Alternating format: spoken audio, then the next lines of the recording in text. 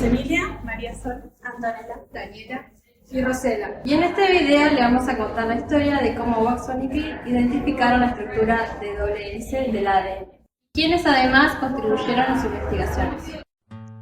En 1962, James Watson y Francis Crick recibieron el Premio Nobel de Fisiología y Medicina por el descubrimiento de la estructura molecular de doble hélice del ADN. James Watson es un bioquímico genetista considerado uno de los padres de la biología molecular. Nació el 6 de abril de 1928 en Chicago. Ingresó a la universidad de su ciudad natal a la edad de 15 años. En 1950 obtuvo su doctorado en zoología en la Universidad de Indiana. Su tesis fue dirigida por un biólogo italiano, Salvatore Luria. Se trataba de los efectos que producían los rayos X en los fagos.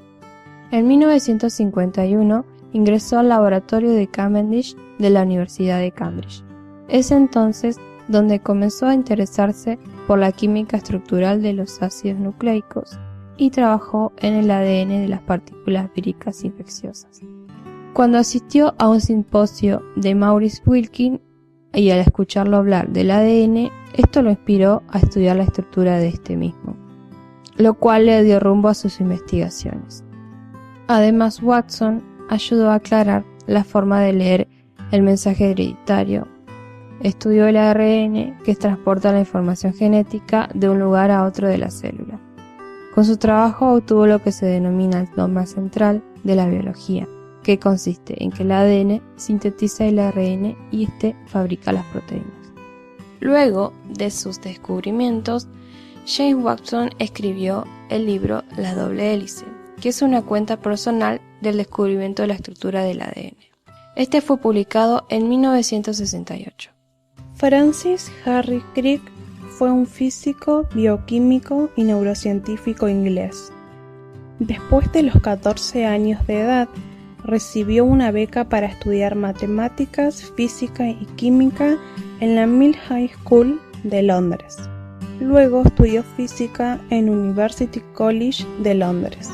Se incorporó en 1939 en el Almirantazgo Británico como físico militar durante la Segunda Guerra Mundial, donde investigó sobre las minas submarinas magnéticas.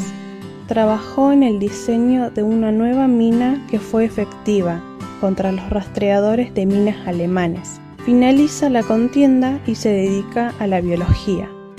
Crick tuvo un papel importante en descifrar el código genético y cómo estos controlan la síntesis de proteínas. Además, fue el formulador del dogma central de la genética molecular, según el cual la información hereditaria se transmite del ADN a las proteínas, vía ARN pero no a la inversa. Los últimos trabajos de Crick son estudios sobre el cerebro.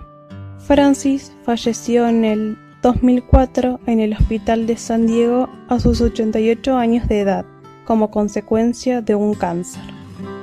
Francis Crick trabajó junto con Max Perutz y John Kendrick en Cambridge en el laboratorio de Cavendish, que estaba dirigido por Lawrence Bragg.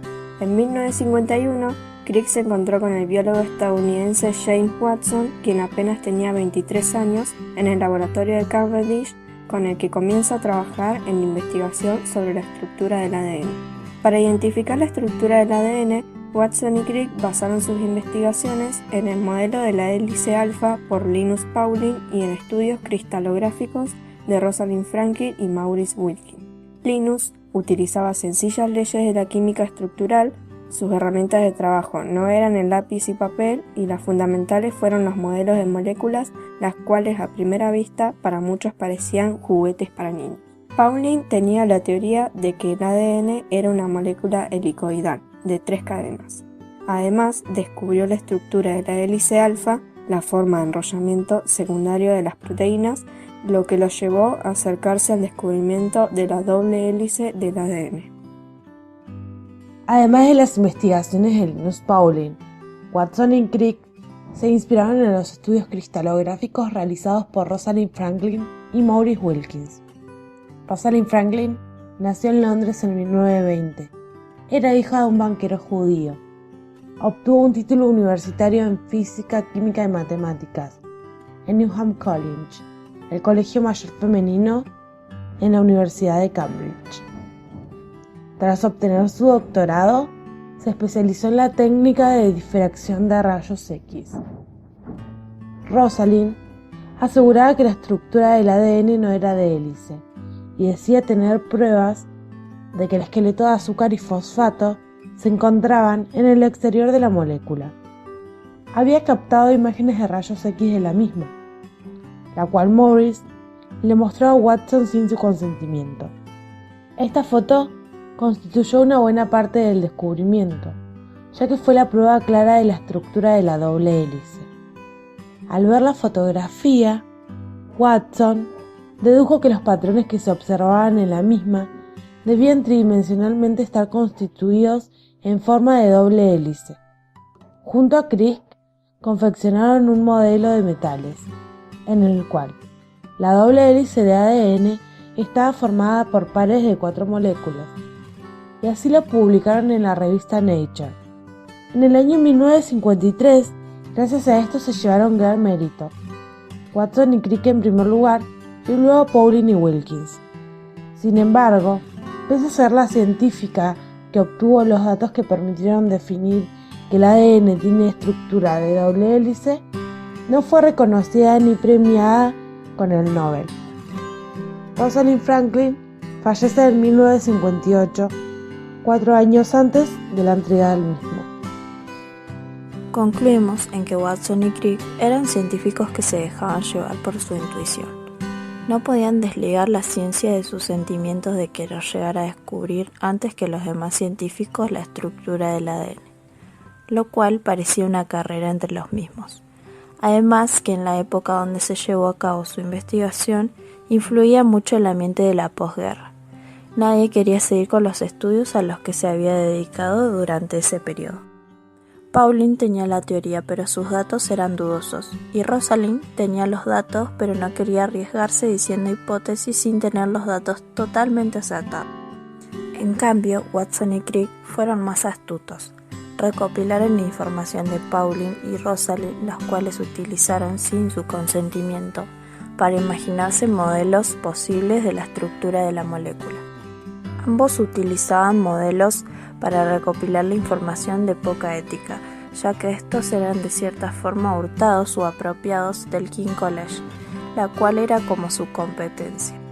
Además, que Rosalind no esté en la lista del Nobel que se le fue otorgado, y que no haya sido nombrada por ninguno de ellos al recibirlo, y mucho menos por su compañero de laboratorio con quien trabajaba, Maurice Wilkins, es lo más deplorable de todo. Incluso ni se apiadaron por su memoria, ya que había fallecido 4 años antes.